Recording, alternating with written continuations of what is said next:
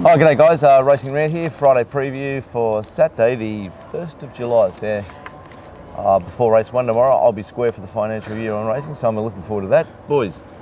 Very excited about tomorrow, love RHIL. Found a few that I'm very keen on backing too. Oh, good. Well, it's hard not to like RHIL, especially, you know, they're gutsy fields on a track that won't have too many tricks. Rail out 3 metres, track winter dead, you know. They say 6 at the moment. Certainly 5. Well, it's you know it's got some we've got a bit of moisture, and I suppose when they cut the top out of it, it might get a little bit worse. Okay. So winter racing. Winter racing, exactly. Rail out 3 metres. Mid to wide draws are probably better. Off the rails is probably better, but it's one of those, like 3 metres is your no tricks rail position. Great. We start off, guys, with a 2-year-old. Yeah, 2-year-old. Well, but look, Maybe a 3-year-old in a month. They're starting to feel like 3-year-olds already, aren't they? Match race, by the looks of it, $2.60 Wheeler, $2.80 Heliosphere, $10 Condor, the Perry 2-year-old, 15 Aristar, 15 Can Party, 18 All Too Soon, 20s or longer the others, headed by Victory in Paris. Now, the Perry Country Cuddy, Uncle Red Rodriguez, looks to have a bit of toe and might press on from the wide, from the deep. Wheeler looks to show a little bit more initiative early with the blinkers back on. Heliosphere is back from 1600, but nonetheless should park. And the Bjorn horse with blinkers on, Mad Pirate, might push up early with Aristar, also blinkers back on, gate 1, holding his position. Glenn, away you go. Oh, well, it does look a match race, guys. The interesting thing about the meeting tomorrow is these amazingly strong book that Huey Bowman has got tomorrow, and I think we'll just be seeing good Huey for the rest of the month, and I think he'll catch Breton. I think he's $5 in the Jockey's Premiership moment. The gun's $1.10. He's got I think he's 8 in front with 8 to go, and I think Huey will, you know, get 3 or 4 back tomorrow. So he's got some terrific rides, Huey. Now saying that I've probably mocked him to death. I'm tipping Huilalai or whatever. I call it Huilalai. What did you say, mate? Wheeler. Okay, yeah. All right. Well, I'll stick with Australian. It starts with H. Looks like HU. Huilalai. I think blinker's back on. Make it more predominant. The other one, it's a very nice horse. The other one coming back in distance is a slight query there. Home track. Timmy, you'll ride it well. There you are, Timmy. You'll ride it well. You know, you like a good compliment. And I think there's only the 2 runners. Third up tomorrow, Huilalai, booking of Hugh, Gay and Bot. Lots of like. Gordo, are you worried about the 3 at all, or are you all roads? All roads to Huilalai. There's a couple of things there about Heliosphere which turns me off it, which Glenn's mentioned, back in distance, and you know, its best run was on that Warwick Farm heavy track where funny stuff was happening. So for me, the best horse in the race is number 2. I love T-Barry to Hugh Bowman. I love the blinkers back on. If you notice, this thing was given none. Ticks. This was given none last start, and if its head carriage had been right, I think it still would have got there. So maybe with the blinkers and Huey, that can improve as well. And if it does, it just wins. And I think Heliossphere's also got, you know, the PROG next to it. So, well, what about this line, Glenn? The fact that Aristar was 100s in Heliosphere's race, and it was like heavily backed the other day. $8.50, $8, whatever it was. Oh, you mean in the Huilalai race? Yes, yeah. Yes. So the one horse has run in the 2 races. Because Mark's right all the time, so I started to second guess myself. Yeah. Aristar was, yeah. In the Heliosphere race. No, it wasn't in the Heliosphere race. No, it was in the race that Kimatari won at Randwick. Oh, okay, now I'm with you. Oh, okay, wow, yeah. Okay, yeah. So what are you saying? That's a pox on? I'm saying that why was this horse no hope and did naught in the Kimatari race, and next time he's a big chance in the Wheeler race. Yeah, he was amazingly short price that day. Aristar, like I know what you're talking about now when he was 16s to 850s, because the boys backed it. Okay, well, it just might be irrelevant, but I mean, if you took that strict line, you'd go, wow, okay, well, Heliosphere's Saturday race was clearly a lot stronger than Wheeler. You're talking about the Kimatari race? Yes. Okay. Yes, but then there's been another race since then. Yeah, I know there's been another race for Heliosphere since. I'm just saying, there's your line between the two horses. What's an interesting line? What does that do? Drag you more into Heliosphere? Oh, I think it's a match race. I've marked them evens the top one and twos the other one. I think that's a fair range too. I think that's the right range. Let's move on to race 2 before we bore ourselves. Yeah, three-year-old over 1500. We've lost the top one, who is a very annoying horse as far as I'm concerned. But anyway, she's an annoying horse.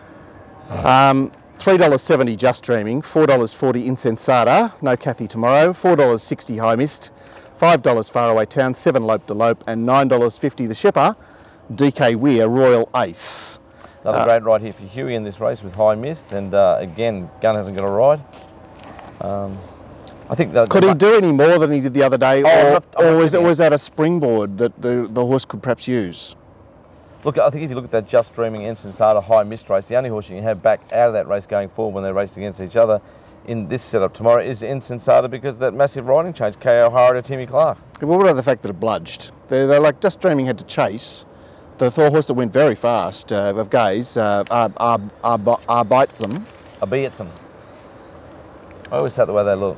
I had one look at the field, saw that jockey change and thought, oh, I'm going to be very strong on Insensata here. And that was the main thing I looked at. But then I did the last, so I watched it really closely on its last 2 runs, and I don't know, it looks like it might have a bit of puff in it to me. Well, are you able to say puff these days? Is that politically incorrect? If you're from the Shire, you are. Yeah. So anyone from south of Tom O's. Really, I should be the one making all the racist comments, shouldn't I? Seeing as though I live in the den of iniquity. I would say got a little bit of fag in it, but I know what you mean. A lot of Jason's horses look like that, but when they start hitting the line, I think the riding change makes it hit the line tomorrow. Again, another nice ride for Timmy. Big thumbs up there to Timmy. He's a good guy.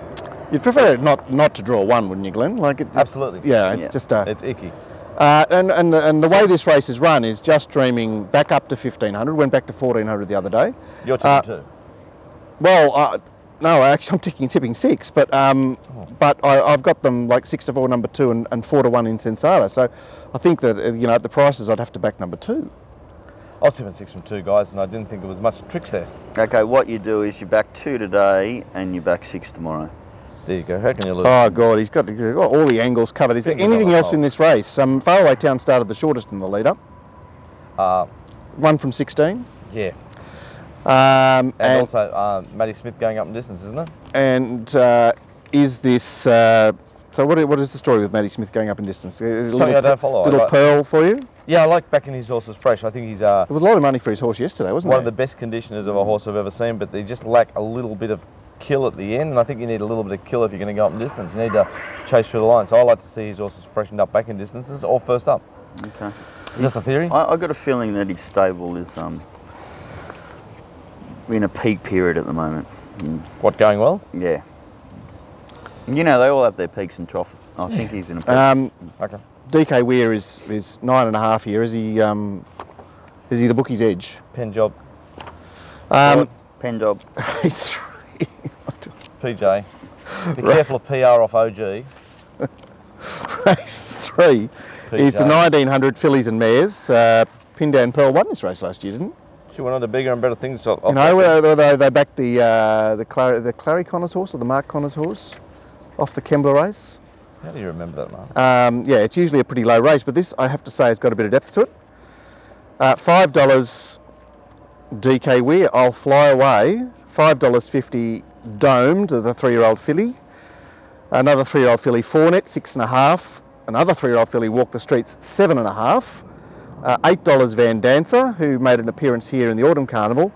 $9.50 Huey and Rustic Melody. $9.50 Fantasize. $17 Pepper Brie and $18 La Corbette Marauder Miss. I think there's only one other runner, isn't there? $61 Celestial Choice, which I did have a snip at. Race, as far as this race is concerned, I've got Walk the Streets heading across to lead. Van Dancer will trail. Fantasize tries to get 1-1. Celestial Choice poking up there along the inside. There's a few others. Rustic Melody will perhaps hold her position. Huey trying to give this horse every chance, which I'm sure he'll do. She's lost her winning ways, Rustic Melody. Yeah. 32 for 4, I think she's run the last 14 starts. I was a horse, a little bit of a stable horse of mine as a young horse. Yeah. Did you see some guts to this race, Glenn? I don't know if I saw any guts, but I saw a line chase her and it's domed. It's up in class, but you know, it's like it was a great win in its maiden. It shouldn't have won at Canterbury. To do what it did at Canterbury, it's a springboard into this. It's well, Delacroix was in the finish in that Canterbury race. And who was the other? The David Payne horse. So I mean, I wasn't surprised to see it just eat them in the last 50 because they're just terrible horses. They were terrible horses, but if it got a clear run from anywhere from the 300, it wins by 5 lengths. It shits in. So for that reason, I was going for it. Lightly raced, bit of DF to beat number 6, whoever the hell that is. Fantasise. Also got a bit of time for Snowden, Anglin. It's by authorised. I didn't perceive, like that sire is a sire of stayers. So getting to the mile last time was what it really needed. Yeah, 10, 6, and for third, I put in number 8, guys, which is Fournette, and she's a filly racing well. James Innes Jr. Lot to like about the way she's going. So I thought that was a bit, and I thought they're all pretty okay prices. No, I thought I was going to find number 10 domed on top, and then when I watched the videos, I don't like a horse, particularly in a slowly run race, to have to be ridden as hard as it was to keep in touch. I know it was dynamic, late and strong through the line, but it had to try too hard to be close to them in the run, and that's, I'm not a big fan of seeing that, so I went looking for something else. We might have to put his wages up, Glenn. Well, he earns more than us. yeah, but he's earning his wages, isn't he? So I'm interested in number 6, Fantasise, which maybe they've worked out now that this horse is better over a distance. Got the right jockey, got the right stable, and number 9, Walk the Street, so I'll give one more chance to up in distance. I'm a bit sick of it too, Gordon. I know what you mean by that, but at least tomorrow it'll be $7, man, so... Well, it won its maiden at a mile with was it Lee Roach on it or McGorrian? It was one of the non-winners. Lee Roach. So it resumed at Warwick Farm. It then went to a mile and was a bit unlucky to Ploris Jack. Came back to 1500 in a very slowly run race, attacked the line, and then worked hard in the run the other day. She goes up in distance. She gets well forward in a race with not a lot of speed. Good arguments, Mark, and a chance for Breton to get one back on Huey. He'll probably be on the board by then. Really enthralling. The first year ever in 20 years at the Jockeys Premiership. It's interesting. Well, what about C. Brown and D. Beedman? Remember coming down the last day at Warwick Farm? He didn't interest me as much. I suppose because the gun's up there. And we dominated the gun early in his career. I see. He's your protege. Well, he's a little bit of a protege. He's not really, but you know what I mean. Like, and then there's Huey, the old stage. I've known Huey since he's a little apprentice, and you sort of, I want to pull Huey's tail because I want Gun to win, but I want him to be close too. Yeah. So I don't know why I'm interested. Anyway. This I'll Fly Away, DK Weir, right? It's had 2 runs up in Brisbane in very fast miles. I know, we've seen Religify do, you know, like he just keeps batting away there, doesn't he? But those, I suggest that there's a bit of guts to those races. Well, it is in terms of a springboard. PJ? Yeah, no, because... Because coming from Brisbane, not coming from Melbourne? Even though it's a Melbourne horse? And it's run against Sydney form. Okay. You know what I mean? Like Religify has Sydney form. Moa ran third in that race, and then Man was right stage of its prep. You know. Not a pen job. And what about the Tricky Dicky, which I couldn't find at all, but Mick Kendo, he's every time I see him in the form guide, I just go, whoa, whoa. I do that too. Glennon, mare coming back from 2400. Pen job. Pen job. So I'm trying to get a bite. Okay, the highway. We've got a fat highway, Glenn. We have got a fat highway. I did my head in looking at it. Went over it 8 times. 1,800 metres the highway. Tortured race. $5. It won by Erica last year. This is a better race than that. $5.50 O'Lordy. $6 Barbass. Huey, gate 1 again. What have we got? $8.50 Last Try Wins.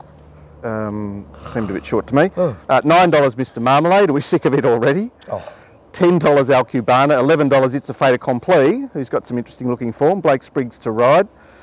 $13 Call the Captain, who raced so well here 2 starts back and then disappeared at Ipswich. $13 Kingsbridge. $15 Chidana. $17 Rainbow River. $18 It's a Lottery. It is a lottery. It's a beauty, isn't it? And finally, well, we may get to see your favourite horse, Glenn, Big Ben the Clock. I don't know if he's my favourite horse, but I just lost that name.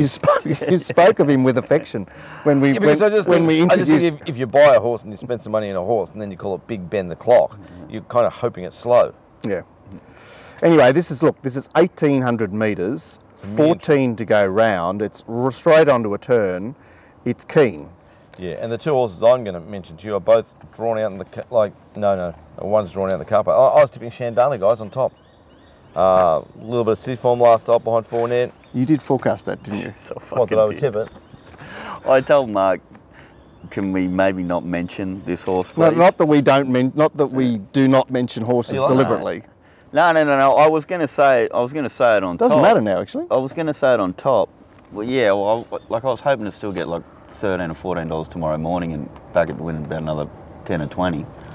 Okay, Yeah. well I think you get $11. That's $10 or $20 he's talking about. So I'm tipping Shandana. I just thought it ticked a few boxes. The main box was lightly raced, coming off Canterbury midweek form, which is like city form, and then the run before that is again city form. So why not? To beat number 3, who I'm surprised. Yeah, is you so haven't big even odds. mentioned the riding change. Kathy off. Yeah, didn't I mention that? Oh, so I had already thought it. To beat 3, Call the Captain, who I know disappeared last start Ipswich, but if you go on the It run, was a fantastic run, 2-star spec, wasn't it? fantastic run. And barrier 2, it's James. Maybe you were sort of Fitzgerald. second up the other day. You got to go there. Got some excuses, and they're the only 2 horses I could nominate that I thought looked particularly okay to back. The rest you could just leave me out. Where are you, Gord? Yeah, only interested in backing one horse, number 14, Chidana, for all the reasons you've said. You watched the run last start. It didn't seem very comfortable in the run there behind runners, and was Well, that's really also because the inside was hopelessly off that. Yes, and was really strong late. You should try and back I that think it's before the show absolutely. goes up, because this will be $8 tomorrow. I'm on for 9, And by price 14s. 16s and 14s. You've done very well. Yeah, super keen on it. Great price. Is a distance race and a highway, so there's a lot of question marks there. But at that price, what a great bet. Marcus, what are you mentioning? Well, the 2 horses you mentioned are both there for me. Oh Lordy is a bit of a whacker, but I mean, Bit sick of him? a bit sick of her, but she'll get She was- forward here. I mean, she has to go forward. And man, you know, like I realise that Zamex is the poster boy, but he's the exception. They're terrible, those horses, that Zamex race. And the last Zamex win, Yeah, but feeding I'm just saying that highways, you always want to be forward, always want to be forward, always want to be forward, and it's only the exception Oh, okay, yeah. that you can tolerate elsewhere. It's a lottery. T. Clark. It sort of caught my eye. I mean, I know its form doesn't look particularly appealing. Well, you're definitely looking for lightly raced, aren't you? So it picks up. Yeah, and look, I wasn't wrapped at all in the Dubbo stuff. Like Barbass has finally broken through there at $1.24, but PR throughout. and the other division, the Big Ben the Clock and Kingsbridge, you know, just whipped it for times. So nice deep highway with a good betting duel to be had. We'll see how we go. Race 5. Let's get to the 2,400 metre race of the day, the Winter Cup, and DK Weir, Gallic Chieftain, bit of time off as well, $2.50. 4 weeks off there, that's interesting, isn't it? Yeah, well, he did that with that big Duke Yeah. into the first Rose Hill race. $5.50 Montauk. Was It'll be $11. $8 Soviet Courage. $9.50 Black Tomahawk, D Weir again. $10 Destiny's Kiss on the backup with the blinkers back on. $11 Allegria. $13 Araldo Jr. 21 the other. Next best is another DK Weir, Tick Tick Bloom. And Black Tomahawk has the distinction of, I think, running hundreds at Moonee Valley last time, DK Weir. And what got the job done? 20s to 50s. Yeah, you don't often see that too. I didn't even know so. I was too busy going pen job, but looking at his runs. Yeah, it's... Guys, sorry. 4 weeks off here, the 2400. This is a horse with plenty of scope. Darren Weir, Dean Yendall. Obviously, he's going to be favourite tomorrow. It's going to be around 270 and going to be hard to beat. But 4 weeks off. It's the wrong setup for 2400, isn't it? Well, I think it's about DK Weir, isn't it? It's you know, I would say 9 times out of 10, I'll just... All right. I'm tipping number 1, guys. Destiny's Kiss. Loves to sting out of the ground. So 5 wins at 2,400. I don't mind it's coming from the barrier trial last week over the 1,600, and I like it's on the backup. It's another one for Gun to get back, and I think it's a reasonable price. It's tipping it to beat Gally Chifton, who I really don't know. And I thought Gerardo Junior did something a bit the other day, working home late. It's weird that it's got no 2,400 metre form, isn't it? Who, Gerardo Junior? I mean, it's like a 2-miler. It's one over 2,500. Yeah. That's 2,400, isn't it? Well, it's just the distance says 4,000. I mean, 2,500 is yes. Yes. Yeah. 4,000, but you know, like one of them may have been, you know, like, oh, I don't know, 2,400 metre races, they're funny things.